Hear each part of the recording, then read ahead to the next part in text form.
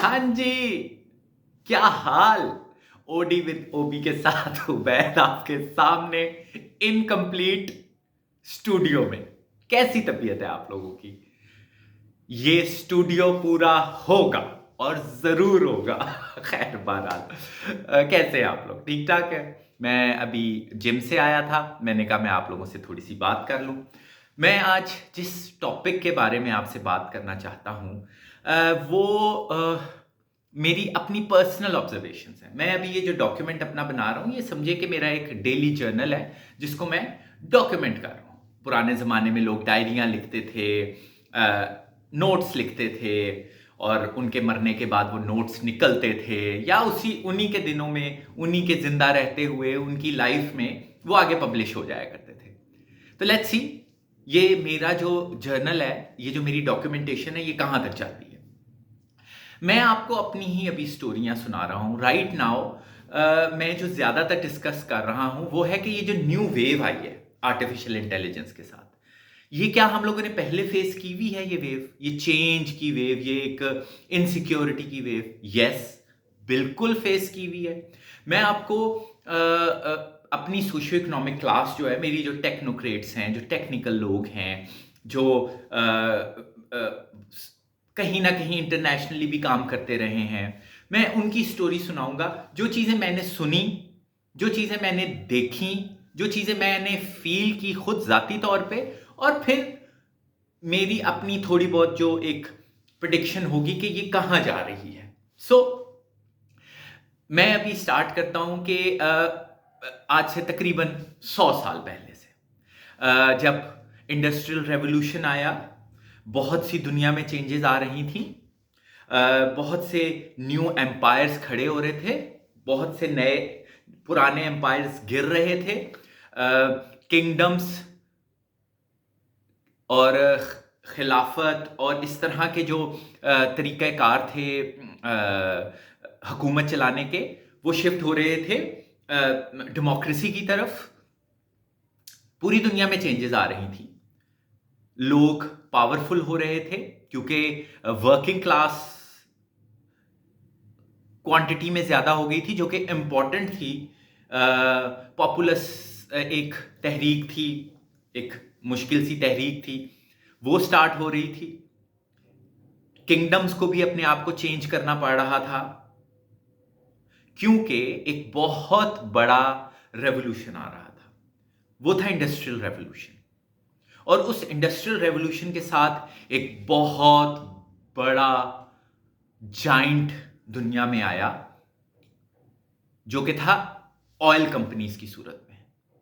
जिनके पास ऑयल था, वो दुनिया की अमीर तरीन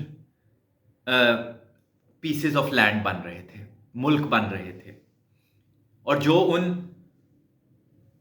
तेल को, उस पेट्रोलियम को जो जमीन में से निकल रहा था, उसको कहीं ना कहीं कंट्रोल करने में कामयाब हो रहे थे, वो लोग ताकतवर तरीन और अमीर तरीन थे। इंडस्ट्री भी सारी पेट्रोलियम पे बेस्ड थी। इंडस्ट्रियल रेवोल्यूशन एक बहुत बड़ी न्यू वेव थी। बहुत से लोगों को खतरा फील हो रहा था, जिस तरह से अभी फील हो रहा है। और कुछ लोग जो कि फ्लेक्सिबल इनफ थे, वो इन वेव्स पे चढ़े। इन वेव्स को उन्होंने अपनी फ्लेक्सिबिलिटी से, अपनी मेहनत से कहीं ना कहीं इंडस्ट्रियल रेवोल्यूशन का हिस्सा बने। छोटे से लेवल पे, बड़े से लेवल पे, बहुत बड़े लेवल पे। इसमें कहीं ना कहीं मेरे ग्रैंड पेरेंट्स भी थे। मेरे अपने दादा जो थे, वो British oil company, Anglo Indian oil company, इनमें ही उनकी सारी जिंदगी गुजरी, बड़े अच्छे लेवल्स पे गुजरी। मेरे नाना भी एक टेक्नोक्रेट थे, वो भी ब्रिटिश रेलवेज। दो चीजें, ऑयल कंपनीज जिनके थ्रू इंडस्ट्रियल रेवोल्यूशन आया, और फिर नेटवर्किंग, और ये जो रेलवे ट्रैक्स बिछे 100-150 साल में, उन्होंने हर चीज को बदल के रख दिया। और कहीं ना कहीं मेरे जो ग्रैंड पेरेंट्स थे, दोनों तरफ के, मैटरनल फिटर्नल, दादा नाना दोनों, ये लोग कहीं ना कहीं बड़े अच्छे तरीके से, और मेरे एरिए के लोग, मैं आपको अपनी जो हवेली की तरफ लेके गया था, वो कोटली लोहार लोग, टेक्निकल लोग, इन लोगों ने वो वाली वेव थी जो कि बहुत अच्छे तरीके से फेस की, बहुत बड़े बड़े लेवल्स तक पहुंचे। मेरे अंकल्स, मैटरनल पैटर्नल दोनों तरफ के,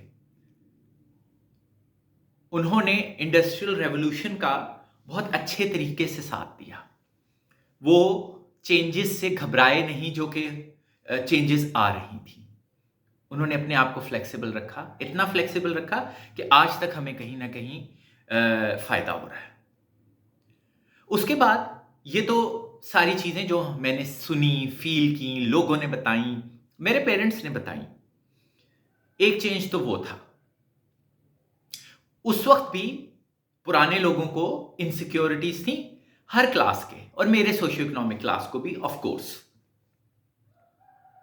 खेती बाड़ी की चीजें चेंज हो रही थी, कास्टिंग, जो एक कास्टिंग होता है जो कि ढालना, लोहे को ढालना, उसकी चीजें चेंज हो रही थी, न्यू कार्स बन रही थी, नई नई ओर्स निकल रही थी, मिनरल्स मिट्टी में से निकल रहे थे लोगों के। सो वहां से फिर बारी आई एक और टेक्निकल रेवोल्यूशन की। टेक्निकल रेवोल्यूशंस में भी मेरे इर्द गिर्द के लोग बहुत आगे गए अपनी सोशियो इकोनॉमिक स्टेटस के एतबार से। पूरी दुनिया को एक्सप्लोर किया, auto factories, oil industry, air conditioning, क्योंकि मिडिल ईस्ट नया नया अमीर हो रहा था तो उन्हें एयर कंडीशनिंग की बहुत ज़रूरत थी। उनके पास पैसे आ चुके हुए थे पेट्रोलियम निकलने की वजह से, इंडस्ट्रियल रेवोल्यूशन की वजह से, तो उन्होंने एयर कंडीशनिंग वाले मेरे इर्द गिर्द बहुत से लोग पैदा हुए जो कि एयर कंडीशनिंग के बहुत माहिर थे, फिर गाड़ियों के माहिर थे। फिर उसके बाद एक और रेवोल्यूशन आई, वो थी कंप्यूटर आया, IBM और ये वो सारा कुछ आया, डेस्कटॉप आया, इतना बड़ा डेस्कटॉप। मैंने अपने वालदा को अपनी फ्रेंड के साथ बात करते, क्योंकि मैंने लेट 80s में पहली दफा डेस्कटॉप देखा, जिसमें से वो मेरी वालदा की बहुत अच्छी दोस्त हैं, उनके घर में देखा, हैदराबाद में देखा। और क्योंकि मेरी वालदा थोड़ी सी आर्टिस्टिक, मेरे अंदर भी थोड़ी बहुत जो आर्टिस्टिक सेंस आई हुई है, पेंटिंग्स और ये वो, बुक रीडिंग भी मुझे अपने पेरेंट्स को, मैंने हमेशा उनके हाथ में एक किताब देखी। तो जो उनको मैंने ये कहते हुए सुना, वो जब उन डेस्कटॉप में से उनके बेटा अमेरिका से उसके लिए डेस्कटॉप आया था, तो वो एक बहुत बड़ा डेस्कटॉप था, इतनी सी स्क्रीन थी और उसके ऊपर पूरा एक डाइनिंग टेबल के बराबर का सेटअप था। तो वो जो डेस्कटॉप था उसमें से एक प्रिंटेड ब्लैक एंड व्हाइट फूल और वेलकम सा लिखा हुआ निकला। तो उस वक्त एक बातचीत चल रही थी कि यार हम तो हाथों से पेंट किया करते थे, वो एम्ब्रॉयडरी किया करते थे और ये वो सब कुछ करते थे, तो देखो अब तो ये घर के अंदर प्रिंटिंग हो रही है, बुक्स की प्रिंटिंग हो रही है, कैलीग्राफी के बारे में बातचीत हो रही थी। तो फिर मैंने उस टाइम पे, मैं बहुत छोटा सा था, तो उस वक्त मैंने ये बातें सुनी कि अब तो हाथ से काम करने वाले की बिल्कुल अहमियत खत्म हो जाएगी, पेंटर की अहमियत खत्म हो जाएगी, क्योंकि पहले from sign boards to Eid cards to everything वो हैंड पेंटेड होता था। इवन कई प्रोडक्ट्स होती थी, उनके डब्बे हैंड पेंटेड होते थे, चॉकलेट्स के, बिस्किट्स के और ये वो। और फिर ये वाली एक चेंज आई, उस पर भी कई लोग बहुत अच्छे तरीके से इन चेंजेस को फेस किया। उसके बाद मेरी बारी आई, मैं कॉलेज यूनिवर्सिटी में, हम लोग बड़े आज़ाद फिरा करते थे, बड़ा बड़ा मज़ा करते थे। फिर एक बहुत मशहूर कंपनी थी मोबाइल्स की, वो कैमरा ले आई, तो हम ज़रा डर गए कि हमारी तस्वीरें उतरने लग जाएंगी। ये मैं आजकल बहुत डिस्कस कर रहा हूँ। उसके बाद वो मुझे अपनी चीज़ें याद आ रही हैं कि कहाँ कहाँ से मैं बचा, क्योंकि जस्ट बिकॉज मोबाइल्स में कैमरे नहीं थे। फिर उसके बाद जी बारी आई स्मार्टफोन की, फेसबुक की, सोशल मीडिया की। फिर तो समझे जी मैं कहीं ना कहीं कैद हो गया। हर वक्त ये होता था। मैं एक मेरा बड़ा मशहूर जुमला था जो मेरे पुराने दोस्तों वगैरह को पता होगा कि डाटा डिलीट नहीं होता। भाई डाटा डिलीट नहीं होता। ये मेरा 2006-7 से लेके 2016-17 प्री कोरोना तक मेरा ये होता था कि भाई जरा ध्यान से, डाटा डिलीट नहीं होता। उन दिनों सोशल मीडिया प्लेटफॉर्म्स नए नए आ रहे थे, सारे आपके जानने वाले जो थे हर आपकी डायमेंशंस के वो आपस में मिल रहे थे सोशल मीडिया पे। आपका सारा कनेक्शन हो रहा था। और सबसे बड़ा प्रॉब्लम ये था कि हम कहीं ना कहीं उस टाइम पे हमारी फैमिली वगैरह ईद कार्ड्स लेते थे, और ये इंडस्ट्री खत्म हो गई कि अब क्या करें, अब ये हो गया वो हो गया। ये चलते चलते फिर इंटरनेट आया, इंटरनेट से और चीजें खत्म हो गई। पोस्ट ऑफिस का कॉन्सेप्ट खत्म हो गया। पहले मेरे दौर में भी इवन और पुराने दौर में भी पोस्ट ऑफिस एक बहुत अहमियत का हामिल इदारा था। लोग वेट किया करते थे दरवाजे पे खड़े होके उसका खत का। हमारे क्योंकि मैं जिस एरिया से ताल्लुक़ रखता हूँ वहाँ पे जो बाहर से बहुत मुल्कों से लोग पैसे भेजा करते थे, वो उसका वेट हुआ करता था। फिर उसके बाद कहीं ना कहीं अच्छी बुरी खबरें काफ़ी देर से पहुंचा करती थी। इंटरनेट की वजह से सब कुछ ख़त्म हो गया। उसके ऊपर भी प्रॉब्लम हुआ कि डाकिए की जॉब ख़त्म हो गई है, पोस्ट ऑफिस की अहमियत ख़त्म हो गई है। फिर जी ये करते करते हम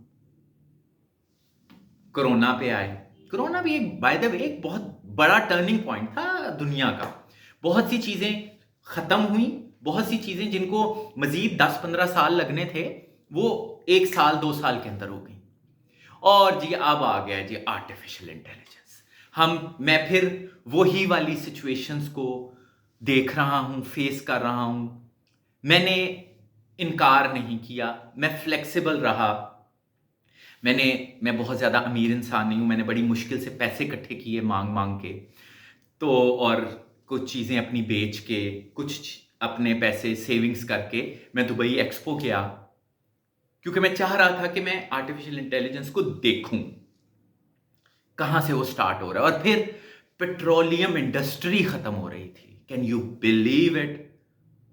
इंडस्ट्रियल रेवोल्यूशन में जो पेट्रोलियम, जो एक वर्टिब्रल कॉलम था, स्पाइन थी, वो खत्म हो रहा था। और एक्सपो पे मुझे पता चल गया कि एक्चुअली इट्स गॉन। कुछ कंट्रीज बहुत फ्लेक्सिबल रही इस मामले में, क्योंकि दुबई एक्सपो 2020 में ये था कि लोग अपने हर मुल्क के पवेलियंस में उनके फ्यूचर प्लान्स भी थे। बहुत बड़े बड़े जाइंट्स, पेट्रोलियम जाइंट्स, उन्होंने अपने आप को फ्लेक्सिबल कर लिया। फिर आया जी आर्टिफिशियल इंटेलिजेंस। आजकल हम आर्टिफिशियल इंटेलिजेंस के पीछे हैं कि ये क्या करेगा। आर्टिफिशियल इंटेलिजेंस की पॉजिटिव चीज़ें थी, अब मैं थोड़ा थोड़ा आर्टिफिशियल इंटेलिजेंस की नेगेटिव चीज़ों को भी देख रहा हूँ कि सुनने को मिल रही हैं कि अब आर्टिफिशियल इंटेलिजेंस जो खुद फैसले कर रही है वो कहीं ना कहीं पहले पॉजिटिव थे, अब थोड़े थोड़े नॉटी फैसले भी करने उसने स्टार्ट कर दिए हैं। यस, सो बहुत सी जॉब्स खत्म हो रही हैं। कुछ लोग, मैंने वो कॉग्निटिव डिसोनेंस की बात की थी, उसमें मुब्तला हैं, फ्लेक्सिबल नहीं हैं, लेकिन इस वेव पे हमें चढ़ना है। May be after 1-2 years 3 years, मेरी सोचना ये है कि अगर आप कंफर्टेबल हो गए आर्टिफिशियल इंटेलिजेंस को यूज करने में, उसको अपनी टीम बनाने में, तो आपके लिए एक जस्ट अनदर सॉफ्टवेयर होगा। लेकिन नहीं हुए तो प्रॉब्लम हो जाएगा। मैं जिस एज ग्रुप में हूं, मुझे फ्लेक्सिबल होना था। अदरवाइज मैं बहुत पहले, मैं टेक्निकली जो हूं ना, आई एम वेरी डम। टेक्निकली मैं जीरो था, लेकिन मैंने अपने आप को कहीं ना कहीं टेक्निकली भी स्मार्ट किया पिछले 3-4 साल में, क्योंकि मुझे आर्टिफिशियल इंटेलिजेंस को समझना था। अदरवाइज तो मेरा बहुत ज्यादा वो जनरेशनल गैप आ जाता। आर्टिफिशियल इंटेलिजेंस के साथ आप कंफर्टेबल हो जाएंगे, उसको अपनी टीम का हिस्सा बनाने में कामयाब हो जाएंगे। आप उसको कहीं ना कहीं आर्टिफिशियल इंटेलिजेंस को अपने साथ लगाने में कामयाब हो जाएंगे। तो ये आपके लिए, मेरे सोच के मुताबिक, ओपिनियन के मुताबिक, सिर्फ एक सॉफ्टवेयर होगा जिससे आप हेल्प ले रहे होंगे। इसीलिए मैं कहता हूं जस्ट बी फ्लेक्सिबल। अदरवाइज मैंने बहुत जबरदस्त लोगों को, बहुत अक्लमंद लोगों को बहुत स्वीयर मिडिल एज क्राइसिस में मुब्तला देखा है। अपनी सेहत का भी ख्याल रखें और अपने आप को फ्लेक्सिबल भी रखें। Don't be stubborn. देखें हालात कहां पे जा रहे हैं, अपने बच्चों को भी एजुकेट करें, उनको भी फ्लेक्सिबल बनाएं कि वो अपने फायदे को देखें, अपनी शख्सियत को देखें, अपनी मेंटालिटी को देखें, अपनी क्रिएटिविटी को एक्सप्लोर करें और अपने अंदर का बच्चा ना मरने दें। आपको भी इस दुनिया में रहने का मजा आएगा। इसी मैसेज के साथ अपना ख्याल रखें। Ubaid signing off. Bye bye.